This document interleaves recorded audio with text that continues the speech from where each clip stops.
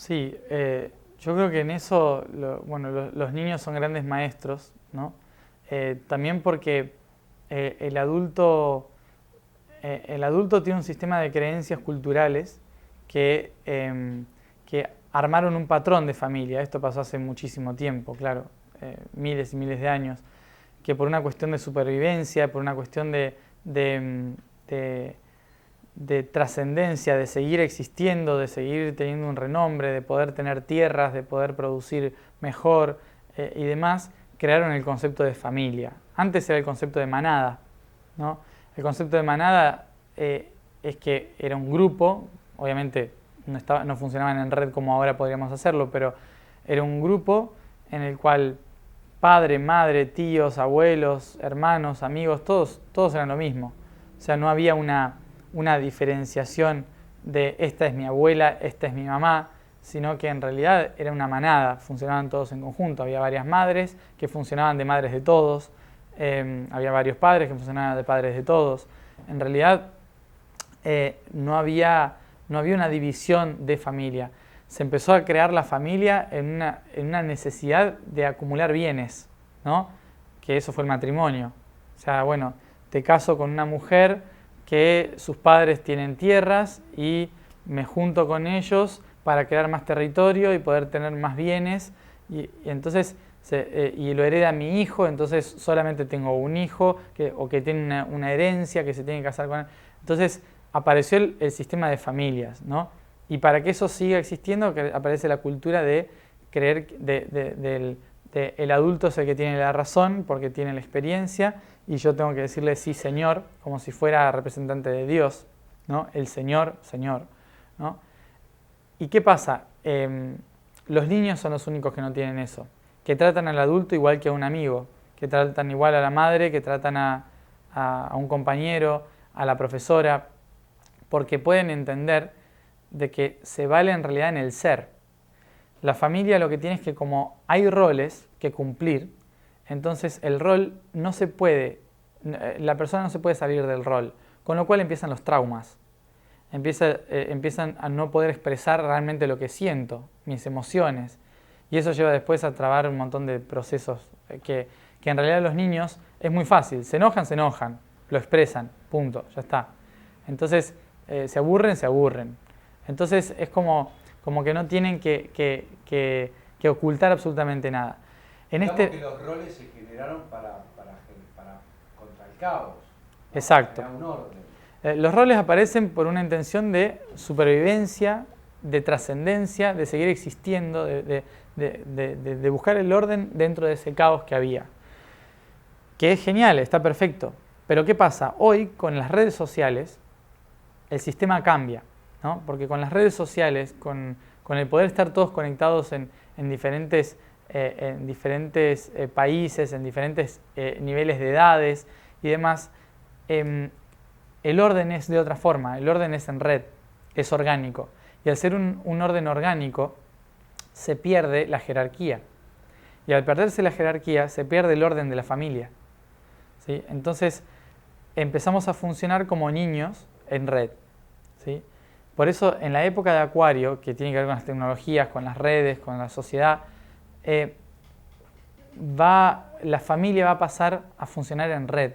No va a ser el padre, la madre, los amigos en la escuela, la hermana, la abuela, o sea, y en jerarquía, sino que va a pasar a ser el grupo de amigos más cercano que tenemos, ¿sí? La red más cercana que tenemos, que es directamente el padre y la madre. Pero el trato es exactamente igual, porque al trabajar en red, lo que trabaja es el ser de la persona, no el rol que ocupa dentro de la sociedad. Cuando yo me meto en una red online, yo puedo ser tratado, sea presidente o sea el tonto de la esquina, puedo ser tratado igual en cualquier nivel. Entonces paso a ser uno más. Primero, la primera etapa es que, como estamos entrando en una sociedad de redes, lo que empieza a suceder es que al trabajar en red, la familia empieza a descomprimirse, empieza a disgregarse como familia. ¿Por qué? Porque se empieza a valorar el ser que yo ocupo en la red, ¿sí? No el lugar que yo ocupo en la jerarquía. Entonces, al ver ¿Qué lugar ocupo? Me reconozco a mí mismo y reconozco al otro como un igual. Hablamos, por ejemplo, de igualdad en la democracia, pero sin embargo, hoy escuchaba a un señor en el colectivo que decía, ya la juventud no es como antes, ya no entra en un lugar y dice, dice buenos días señor, ¿no? Buenos días señora. No, porque ya no interpreta que hay un nivel mayor, sino que dice hola, porque somos todos iguales. Si hablamos de igualdad, entonces ¿por qué tiene que haber un respeto al mayor si en realidad el mayor es un igual? ¿No? Por más que tenga más años en este planeta que yo, no significa que mi alma no esté en el mismo nivel, que yo no pueda pensar igual, ¿no? Entonces, lo que implica esta nueva juventud o este nuevo tiempo es que todos somos iguales y que todos tenemos el mismo nivel. Entonces, hoy a un rey, a un niño, a un presidente, a un economista o lo que sea, se lo trata igual, se lo debería tratar igual, porque en realidad son roles que cumplen dentro de una red, ¿sí? ¿Qué hace esto? Que nos permite esto expresar nuestra verdadera esencia al trabajar en una red. Yo soy esto, vos sos lo otro, listo, te acepto, todo bien, mientras no me juzgues a mí, ni me pongas más abajo, más arriba, entonces está todo bien. Entonces lo que me decías del bullying, en realidad tarde o temprano va a ir desapareciendo. ¿Por qué? Porque el bullying nace de un preconcepto social, de un preconcepto de cómo tenemos que ser, de encasillarnos. Somos esto, esto, esto o esto. Pero en la red social uno puede ser lo que quiera. Uno puede ser quien realmente quiere ser. Si se desintegra el concepto de familia, naturalmente se desintegra el concepto de escuela también, ¿no? Y al desintegrarse esos dos conceptos, entonces cada uno es lo que tiene que ser y por lo tanto desaparece las diferencias. Pero para dejarlo claro, desaparece el concepto, pero igual la madre siempre va a seguir existiendo y siempre le va a dar sí, obvio, a no ser que sea y contención al hijo, lo mismo que el padre, no sé, apertura y le va a mostrar el mundo. Sí, ¿no? porque eso es algo genético. O sea, claro, el rol de la madre es un rol biológico, el rol del padre es un rol biológico que siempre va a estar ahí. El concepto lo que cambia es que mi madre puede generarme a mí, ¿no? Y va a ser mi madre. Pero tal vez el rol de la contención me lo da mi tía. Y una vecina me da el rol de maestra, digamos, en la vida, por ejemplo. Lo que como concepto de familia se hace es, la madre es la que te dice esto y el padre es el que te dice esto y hay que seguirlo sí o sí. Entonces el concepto ahora no es así. O sea, la madre me puede contener, pero no tiene por qué ser la que me contiene.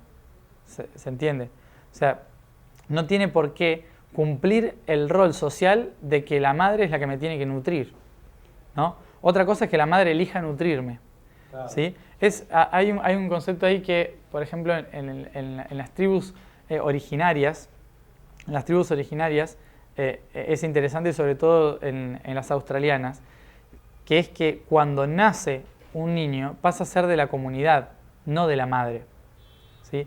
Es decir, que a partir de ese momento toda mujer mayor de 15 años es su madre. A partir de ese momento todo hombre mayor de 15 años es su padre, ¿sí? Puede ser cualquiera. Hoy se puede ir a aprender a hacer algo con una y a la vuelta aprende otra cosa con otra. Entonces, ¿qué pasa ahí? Ahí cambió el rol de quién es la madre contenedora, la madre que te guía, la madre... porque en realidad es la comunidad. Entonces, eso es algo que se va a trabajar también hacia futuro, que tiene que ver también con nuestras raíces originarias de la tierra, que no es la madre, es el concepto de madre, ¿sí? Como la Pachamama, la madre tierra, ¿no? Ese es el cambio. Como decía Khalil Gibran, los hijos son hijos de la vida. Uh-huh. Exacto. Los padres son el vehículo por el cual el alma se puede expresar en la tierra. Pero si encima me están condicionando mi forma de expresarme, entonces dejan de ser mis padres. Empiezan a ser patrones, que de ahí viene. Pater, patrón, ¿no? El patrón que yo voy a seguir en mi vida es lo que me inculca mi padre, ¿no? Entonces, o mi madre. Entonces, si estamos hablando de una nueva humanidad, la intención es soltar los patrones establecidos. Y soltar los patrones es soltar a los padres. Y soltar el concepto de padre y de madre. Y ahora, ¿esto cómo lo llevarías al vínculo de pareja? Para vos, ¿cómo funcionaría? Exactamente igual. Por ejemplo, desde el punto de vista universal, cuando se habla de amor, por ejemplo, se habla de transformación constante, ¿sí? El amor en el universo, en algunas dimensiones, es conocido como el impulso energético a reconocerme para cumplir un propósito, ¿sí? Entonces, ¿qué significa esto? Que yo para cumplir un propósito necesito co-crearme, ¿sí? Necesito la co-creación. Esto humanamente se conoce como masculino y femenino, ¿sí? El femenino es la co-creación, el masculino es el propósito. Yo tengo un propósito, pero no puedo lograrlo si no me co-creo a mí mismo, si no me genero. Para generarme necesito de las dos fuerzas. Y esas dos fuerzas son el motor. Es como las dos tracciones que empiezan a generar la energía, el motor que hace que se genere la energía para que yo pueda avanzar. ¿Qué pasa? Si yo tengo un propósito único en mi vida, entonces voy a necesitar una co-creación única, ¿sí? Y eso es una relación entre dos seres, ¿sí? Se genera el amor, esa atracción entre dos personas tiene que ver que el uno tiene una energía que el otro necesita y que yo tengo una energía que el otro necesita y que son compatibles. Son compatibles y que cuando se conectan generan el motor que permite co-crear nuestro propósito, ¿sí?